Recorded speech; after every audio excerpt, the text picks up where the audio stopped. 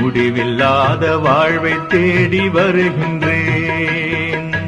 முடிவில்லாத வாழ்வை தேடி வருகின்றேன். இறைவா உன் முன்னிலையில் மண்டியிட்டு கிடக்கிறேன். ஏசையா முடிவில்லாத வாழ்வை தேடி வருகின்றேன்.